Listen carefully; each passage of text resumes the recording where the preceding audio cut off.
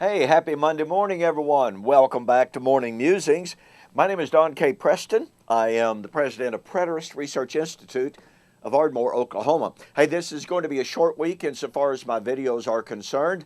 I will, of course, be traveling to Montgomery, Alabama beginning Thursday, on Thursday and Friday night, June 15th and 16th.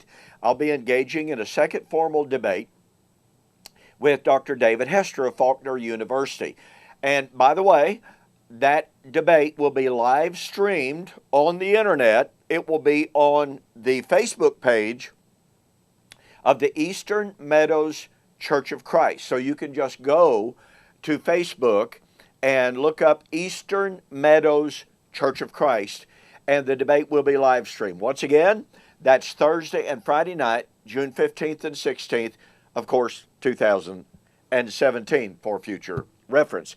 And want to urge you, look, if you can be there, please be there.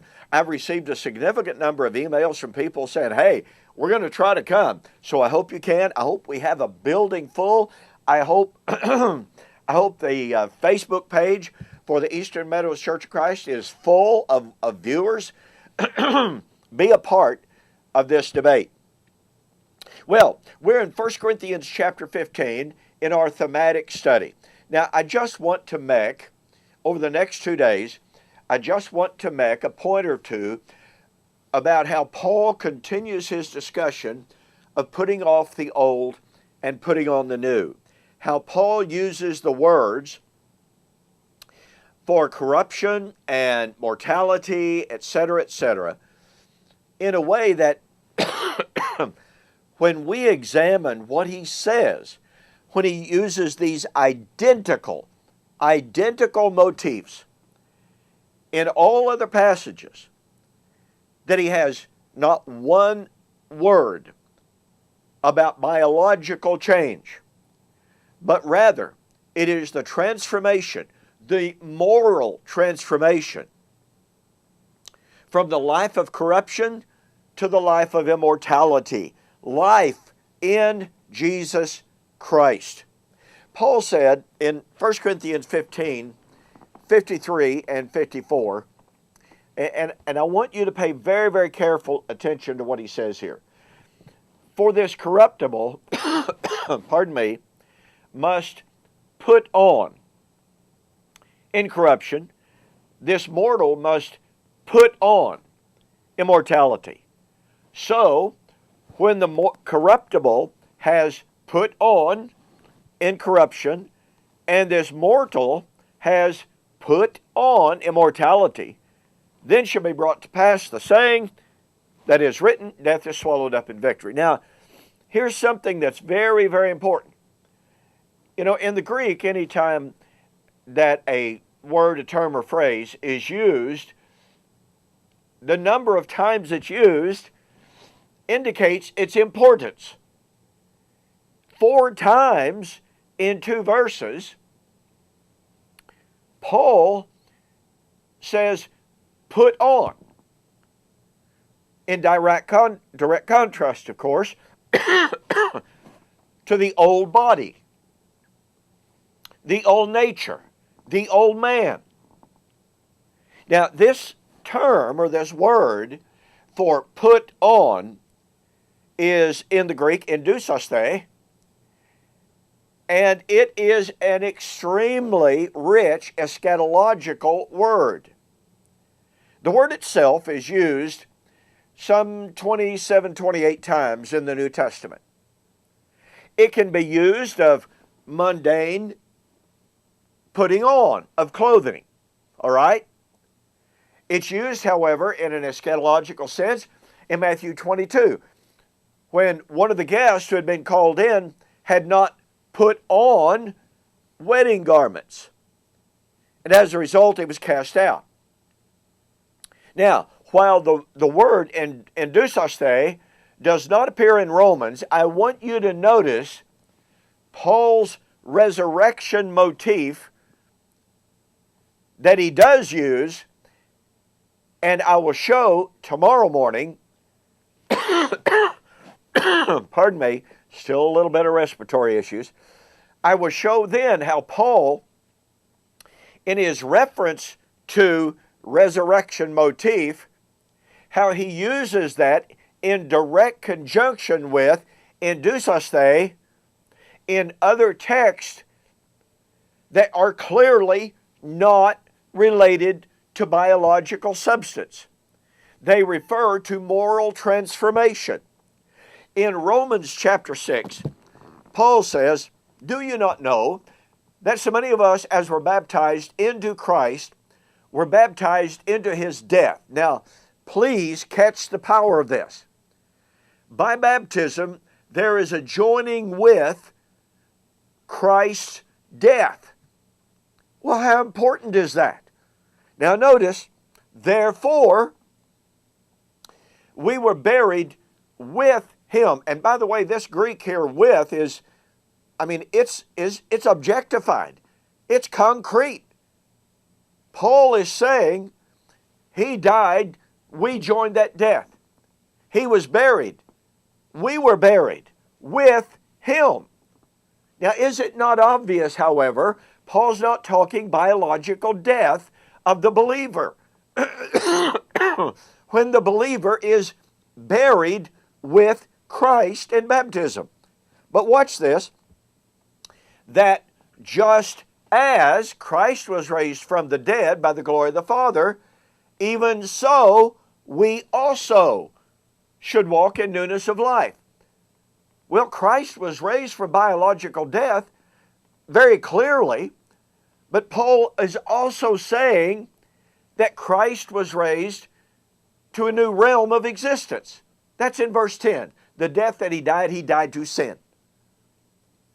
So here Paul is saying he died, we joined his death, he was buried, we were buried with him, and just like he was raised to walk in newness of life, a different kind of life, a new realm of existence, even so we also should. Now that's in the subjunctive.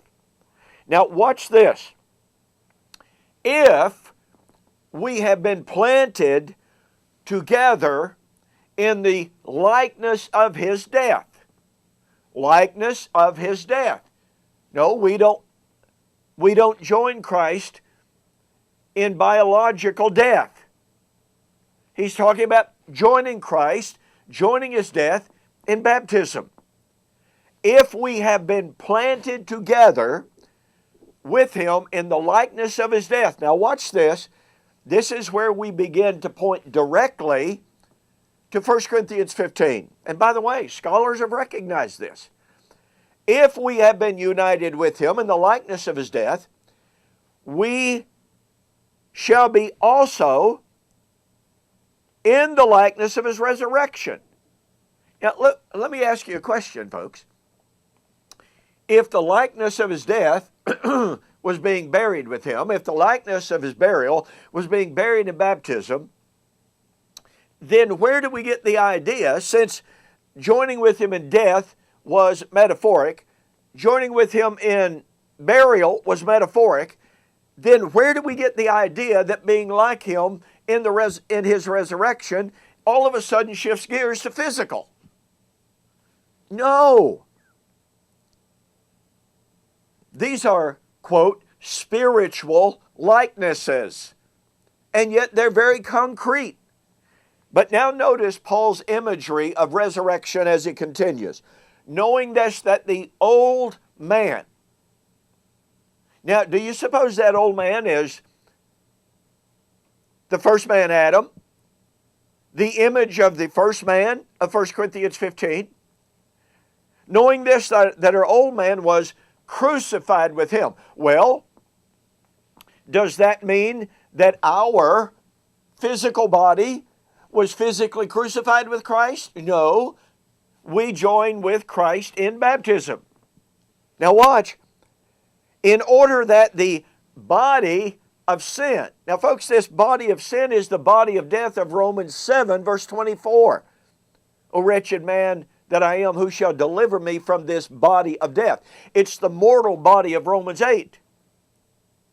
And Paul says, knowing this, that our old man was crucified with him.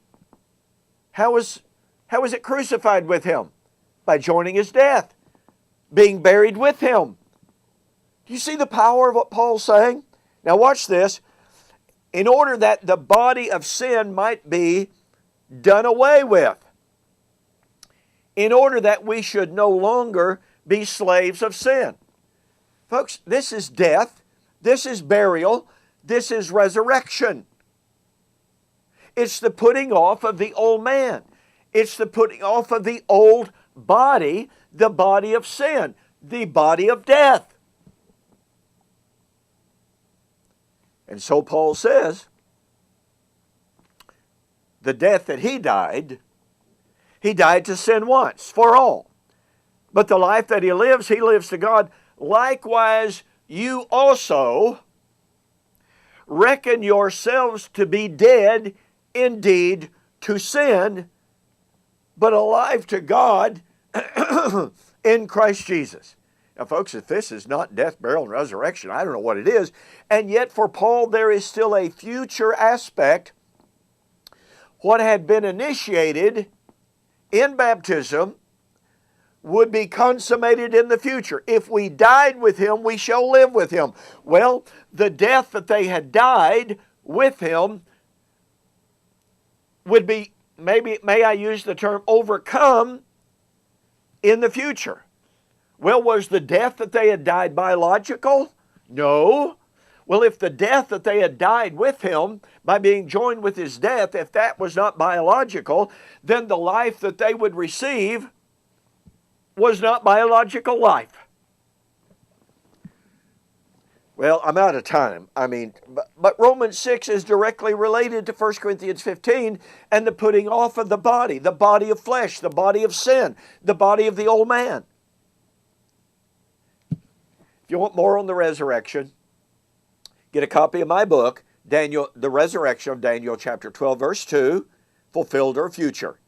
You will be absolutely amazed at the power of the New Testament and biblical testimony that the resurrection has been fulfilled and life and immortality is ours. Go to my website, donkpreston.com, bibleprophecy.com, order the book, send me a note that you saw the offer on YouTube and Facebook, and I'll refund your shipping, which will save you $5. Hey, be sure to join me in the morning, in which we will look directly at Paul's language of putting off the old man, that old man, that body of flesh, that body of sin, and putting on, in Dusaste, the new man of immortality and incorruption. We'll see you on the flip side.